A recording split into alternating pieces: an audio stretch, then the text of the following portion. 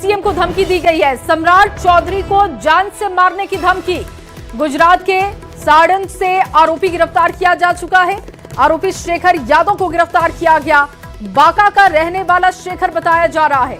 मुंगेर जिले के संग्रामपुर थाने में एफआईआर हुई थी और इसके बाद देखिए ये गिरफ्तारी की गई। आरोपी शेखर यादव को गिरफ्तार किया जा चुका है। उससे अब जानकारी जुटाई जा रही है। बांका का ही रहने वाला शेखर बताया जा रहा है। फोन से जान से मारने की धमकी दी गई थी, जिसके बाद अब ये कार्रवाई सामने आई है। आरोपी की गिरफ्तारी हो चुकी है, लेकिन सम्राट चौधरी को जान से मारने की धमकी, सीएम बनने के बाद जान से मारने की धमकी दी गई। फोन से जान से मारने की धमकी दी गई थी और इसके बाद देखिए एफआईआर करवाई गई और इस एफआईआर के बाद शेखर की गिरफ्तारी की गई है। बांका का ही रहने वाला शेखर बताया जा रहा है।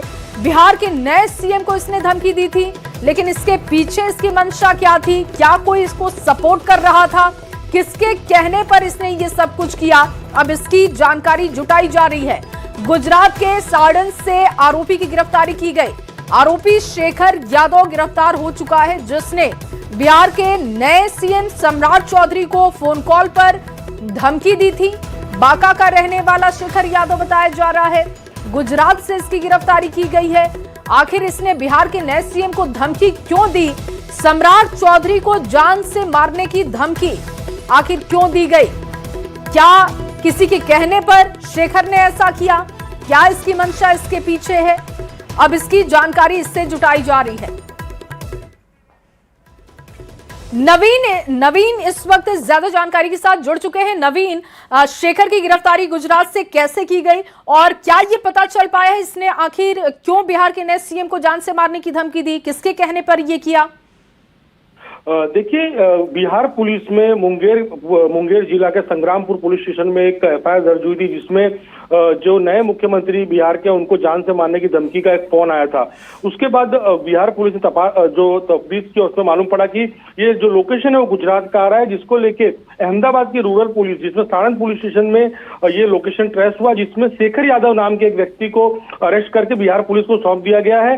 हालांकि बिहार पुलिस अब पूछताछ करेगी कि इसके पीछे की मंशा क्या थी, लेकिन ये जानने मिला है कि शेखर यादव जो है वो मूल बांका जिले के रहने वाला है और यहाँ पे वो काम कर रहा था। हालांकि बिहार पुलिस उसको लेके बिहार रवाना हो चुकी है और उसके बाद ही ज्यादा जानकारी आ पाएगी कि इसके पीछे की मंशा क्या थी और क्यों इसने इस तरह फोन पे उनको धमकी दी थी। बिल्कुल, लेकिन नवीन क्या लग रहा है इस पूरे मामले को देखते हुए, क्योंकि कोई इतनी ज्यादा हिम्मत करे कि सीधे वो सीएम को धमकी दे दे जान से मारने की? क्या इसका ट्रैक रिकॉर्ड अब तक कुछ पता चल पाया है क्या कि क्या इसने पहले भी इस तरीके के काम किए हैं या पहली दफा इसने इस तरीके का काम किया?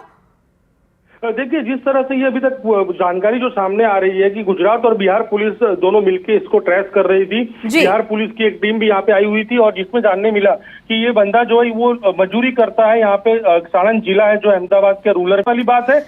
नवीन, क्या इसने सीधे सम्राट चौधरी को फोन किया था या किसी और के जरिए इसने ये धमकी दी थी? देखिए, जिस तरह से हमें जानकारी मिल रही है कि इसने सीधा फोन किया था मुख्यमंत्री कार्यालय में, और जहां तक जानकारी मिल रही है कि जिस तरह से पुलिस की जो प्राथमिक इंफॉर्मेशन है कि इसने सीधे फोन किया था बिहार में मुख्यमंत्री को और जिसमें इसने सीधे जान से मारने की धमकी दे दी थी। उसको लेके मामला बहुत बेहद गंभीर हो गया था और जिसको लेके पुलिस की टीम जो है वो पूरी तरह से लग गई थी। ठीक है नवीन, आखिरी सवाल की बिहार पुलिस कब गुजरात पहुंची और कितनी देर हो चुकी है कि बिहार पुलिस इसे लेकर बिहार निकल चुकी है? देखिए, अभी तक जो जानकारी मिल रही है कि फिलहाल आज सुबह जो है बिहार पुलिस ने उसको बिहार पुलिस को सौंप दिया गया है और कुछ ही देर में हो सकता है कि कुछ ही देर में बिहार पुलिस जो है इसको लेके जो मुंगेर जिला जो संग्रामपुर थाना, मैंने बताया आपको, संग्रामपुर थाने में लेके इसकी तहकीकात जो है वहां पे की जाएगी। बहुत शुक्रिया नवीन तमाम जानकारी के लिए। तो देखिए, सम्राट चौधरी को जान से मारने की धमकी दी गई है। गुजरात के साड़न से आरोपी की गिरफ्तारी हो चुकी है। बिहार पुलिस अब इसे लेकर बिहार आएगी और जहां पर एफआईआर दर्ज की गई है, बताया जा रहा है कि मुंगेर में एफआईआर दर्ज करवा दी गई है, तो अब कार्रवाई शुरू की जाएगी। मजदूर वर्ग से ये आता है, ऐसे में किसके कहने पर क्या मंशा है, ये सब कुछ अब खंगाला जाएगा।